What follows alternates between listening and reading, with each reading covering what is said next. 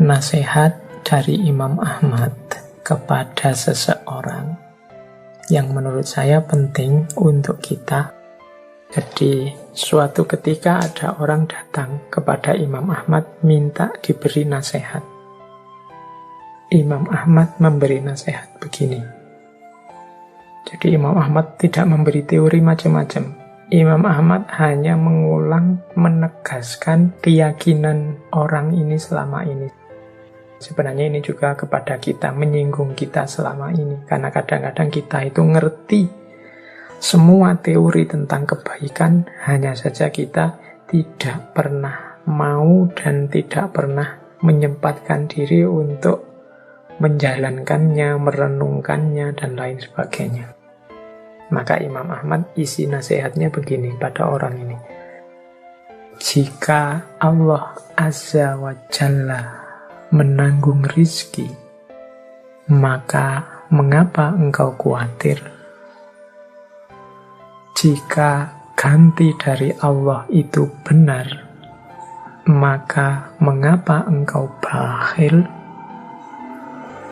Jika surga itu benar adanya, mengapa engkau bersantai? Jika neraka itu benar adanya, mengapa engkau bermaksiat? Jika pertanyaan mungkar dan nakir itu benar adanya, mengapa engkau senang dengan kehidupan dunia? Jika dunia itu fana, mengapa engkau merasa tenang? Jika hisab itu benar, mengapa engkau banyak mengumpulkan harta, bukannya mengumpulkan amal? Dan jika segala sesuatu itu sudah ditakdirkan oleh Allah Azza wa Jalla, mengapa engkau takut? Nah, ini nasihat sekaligus sindiran kepada kita. Yang disampaikan oleh Imam Ahmad ini kan semuanya sebenarnya kita sudah tahu, kita sudah mengerti.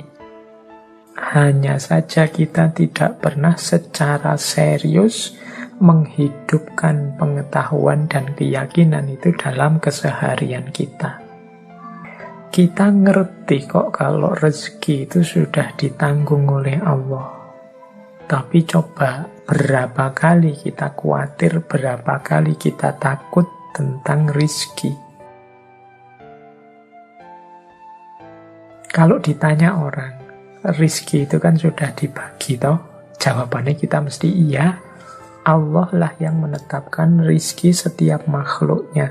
Jangankan manusia, hewan pun, apapun makhluknya Allah, semuanya sudah ada jatah rizkinya.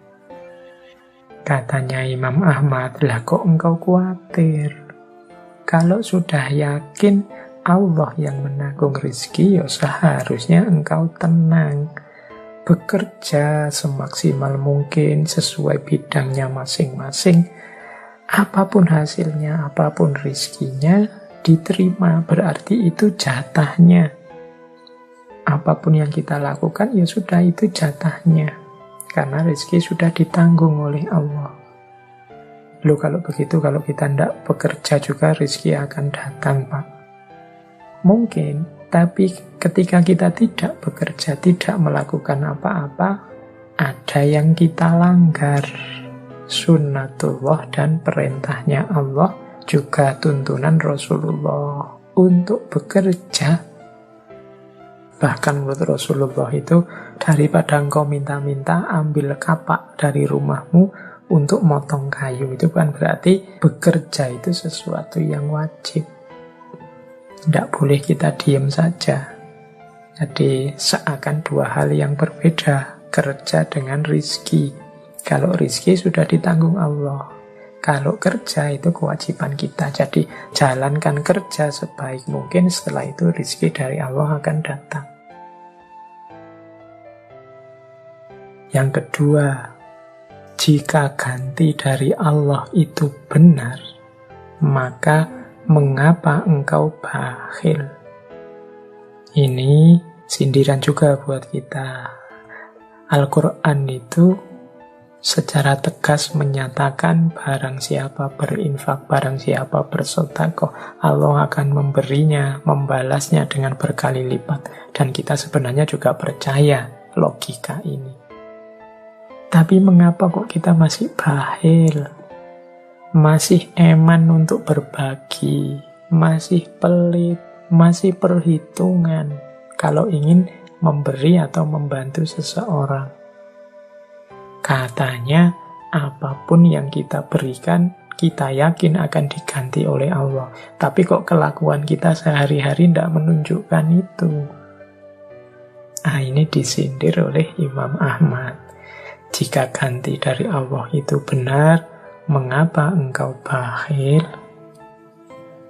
Kemudian pertanyaan selanjutnya dan nasihat selanjutnya dari Imam Ahmad, jika surga itu benar adanya, mengapa engkau bersantai? Kita yakin surga adalah hak, sebagaimana neraka juga hak.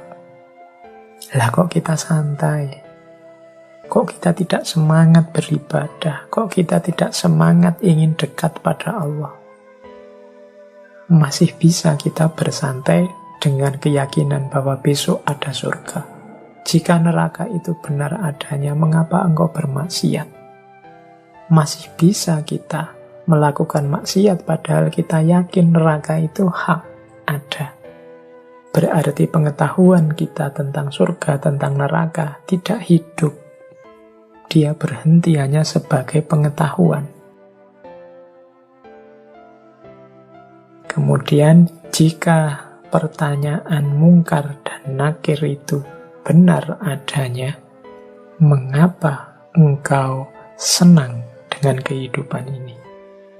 Ini berarti tentang alam barzah, yang di situ kita diinterogasi, ditanya tentang kehidupan kita. Harusnya kita tidak lagi jatuh cinta dengan dunia, begitu sadar bahwa dunia ini hanya sementara saja. Nanti segala kelakuan kita di muka bumi akan ditanyakan, akan dihisab, akan dibalas. Jika dunia itu fana, mengapa engkau tenang? Jika hisab itu benar, mengapa engkau banyak mengumpulkan harta saja? Kok tidak memperbanyak amal?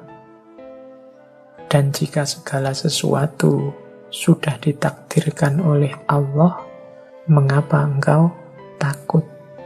Semuanya sudah ada garisnya, sudah ada ketetapan, ada ketentuannya dari Allah. Baik, jadi ini sebenarnya nasihat-nasihat yang isinya sindiran kepada kita.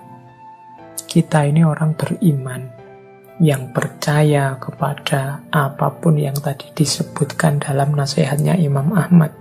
Kita percaya Allah menanggung rizki, kita percaya Allah akan mengganti saat kita berbagi, kita percaya surga, neraka, alam barzah, mungkar nakir, kefanaan dunia, perhitungan amal, termasuk juga takdir dari Allah.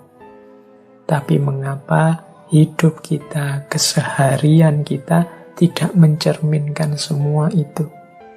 Hidup kita penuh dengan kecemasan. Hidup kita ada bermacam-macam ketakutan. Hidup kita tidak serius untuk memperbanyak amal demi kehidupan yang lebih hakiki yang akan datang. Ini nasihat keras dari Imam Ahmad kepada kita.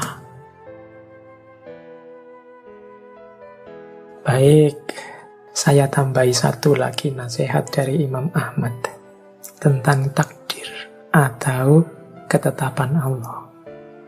Ada rumus seperti ini dari Imam Ahmad.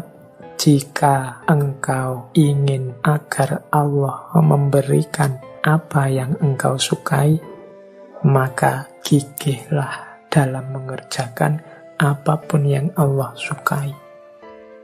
Jadi ini pesan untuk kita Level kita kan memang masih di sini, dan Imam Ahmad ngerti sekali seperti apa kita ini.